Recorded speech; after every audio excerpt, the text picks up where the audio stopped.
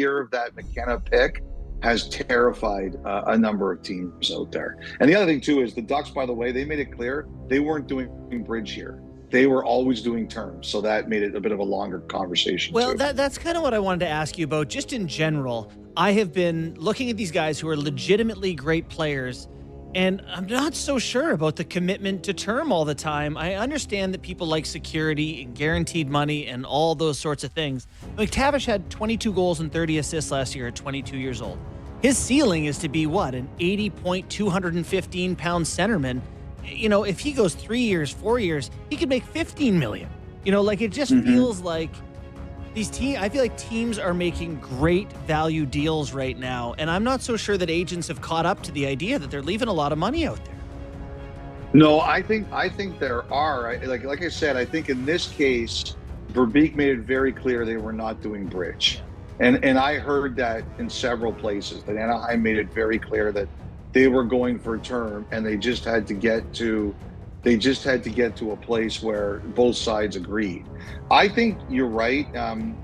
Justin, I'll tell you this. I think there are more players, particularly younger players, who are willing to do short-term deals right now.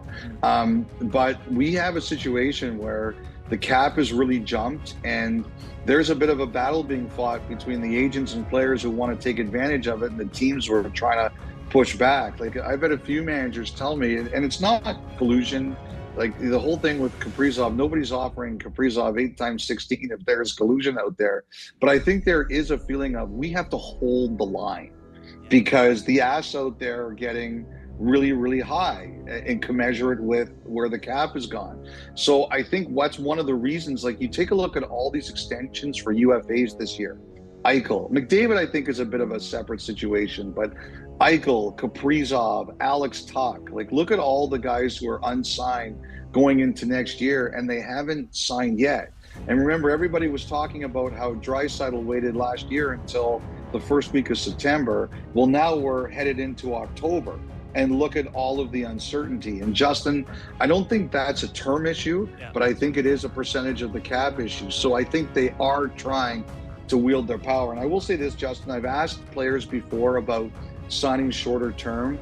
I'll say this, that the one thing that they all say to me is that they feel in hockey there's just such a huge risk of injury that a lot of guys will take the security. You're watching and listening to Hockey Night in Canada and 32 Thoughts, Elliot Friedman. So I would imagine between Kirill the Thrill and Connor, I don't know, the song and dance will continue. Kirill, and I get the sense right now, Nick, that the Wild are kind of saying, this is where we are, 8x16. I think they're wondering two things. Number one, is anybody out, does he want to be here?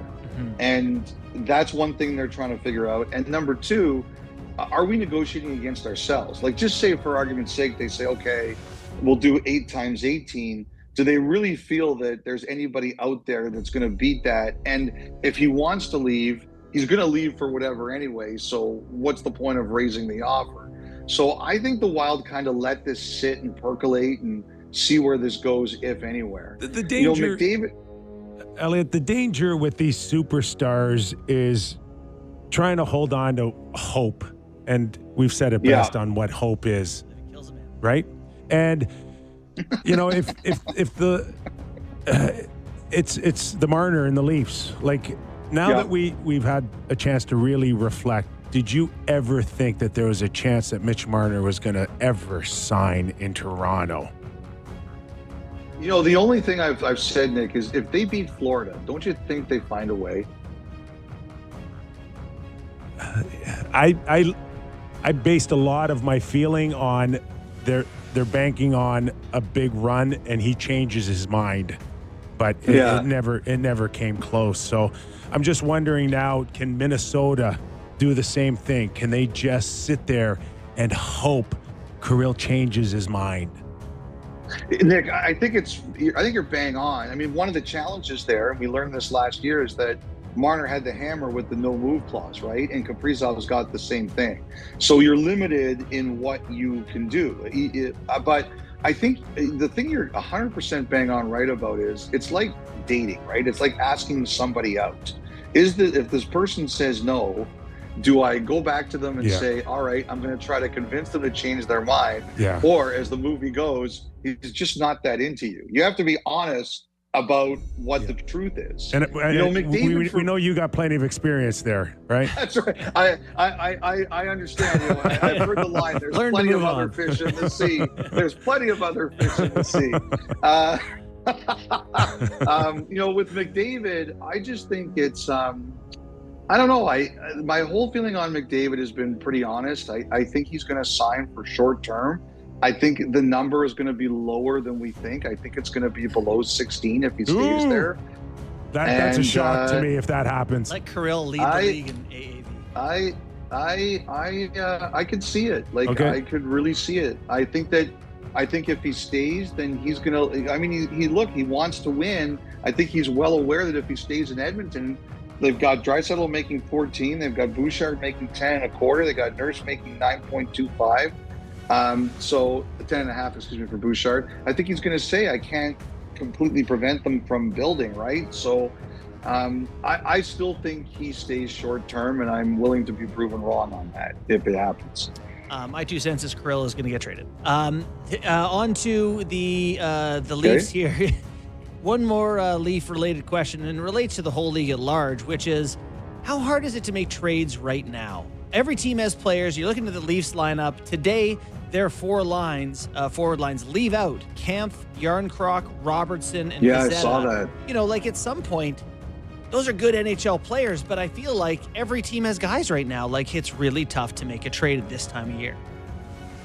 I think it's the one guy you mentioned, and I think it's a bit of a source of frustration for Robertson that it's lasted on this long. Mm-hmm. For me, with Robertson, the issue has always been that I don't know if worried's the right word, but he goes somewhere else and just scores, right? And then you just sit there and you say, oh, we couldn't have that. But I have sat next to you guys, and I really like watching games with you guys because I find that the thing that you guys do is you pick apart the defensive issues right away. You see the mistakes in the D zone right away. And if the Maple Leafs are not confident in Robertson as a defensive player, there's no point in holding on to him. Just cut bait. So I think with guys like Kampf and Yarncroc, the problem is that teams are probably saying, what can we do with what can we get out of the Maple Leafs for doing this, right? And I think Toronto doesn't really want to do that. So I think that's part of the issues with those guys. Robertson, to me, it's more of an issue of, hey, what's going to happen when he moves on? And but that one, putting all these guys on waivers, so you do it anyway. Yep. You have no room to play him. You signed him to $1.8 million, and you're worried about him scoring on another team. It's also very funny that they have an opening on the right wing in the top 6, and they're like, if only we had somewhere to give him a chance. We just can't see it. There's no place for him on this hockey club. Yeah. Could he get a shift beside Matthews and Nyes? I don't know. No, I agree. No, I'm just saying if it doesn't, then there's nowhere. You don't want him anywhere. So cut bait. You're right. Elliot, I remember Berkey. Remember what he did with Ilya Bryzgalov? He said, we got nothing for him here. We got to put him on waivers and give him a chance somewhere else. Eventually you reach that point. Got to ask you, we also watched Marc-Andre Fleury with a pretty emotional night in Pittsburgh. And I've lost the counts of goodbyes. Hey, listen, you were really upset by it. It's not something that it was near and dear to watch for me personally, but it touched a lot of people in Pittsburgh, and for an organization that may not have a lot of upside moving forward, I think it was a real important connection between these guys and that city that has been so loyal to all these players from the moment Mario got drafted. They deserved that night. It wasn't for me, but it was certainly for them. But I don't know what the immediate future looks for all of them, including a challenging, not only rebuild, but maybe a transition into new ownership. Well, I mean, the one thing that someone said to me, Nick, is that they wonder if there's going to be more of this. Like the one name someone mentioned to me was Claude Giroux. Like, could you see a situation if Claude Giroux retires as an Ottawa Senator, where Philly brings him back for one extra? Because it was hugely attended. It was like more fans in a building than for a normal exhibition game. I'm sure they did a killing on concessions and merch and stuff like that. The only thing that might save everyone from that happening is that there's going to be fewer exhibition games. But there were people who looked at that and said, I guarantee you that's not the last time we're going to see that. Yeah, as for the Penguins, it's Marc-Andre Fleury. He's a Hall of Famer. The Stanley Cups, like Claude Giroux, love him, but come on, you can't touch that and compare it to Giroux back in Philly, who didn't win a thing. Yeah, I don't know. I'm just saying. It's interesting to me. It's interesting. I had a couple of people say, this isn't the last time we're going to see this happen. It's very funny. The Penguins have the goodwill machine, like, just overdrive. They had the Hall of Fame thing. They inducted Scotty Bowman, Ron Francis, Eddie Johnson, Kevin Stevens, bringing back the old guys, Marc-Andre Fleury. They're just generating as much goodwill before they're just terrible for Gavin McKenna and hopefully a sale. It's all part of the plan. It makes sense. That's the thing, too. Like, imagine you're a new owner. First thing, go in there. Okay. Like, that's what happened to Fenway Sports Group. They were supposed to move on from Malkin and Letang. And then when the moment came, they got cold feet. Ron Hextall was hired with that plan, and then they got cold feet. No, we can't do this. So that's a challenge for a new ownership group. Big challenge. All right. Let's let him go. Great stuff, Elliot. Happy birthday again. If we keep you any longer, you'll be celebrating a new birthday. See you guys on Thursday night for the third of our exhibition trios. Can't wait. Thanks, Reach. Elliot Friedman. Take care, guys. I say that sarcastically. I actually do love this stuff. I'm so happy the Leafs are back.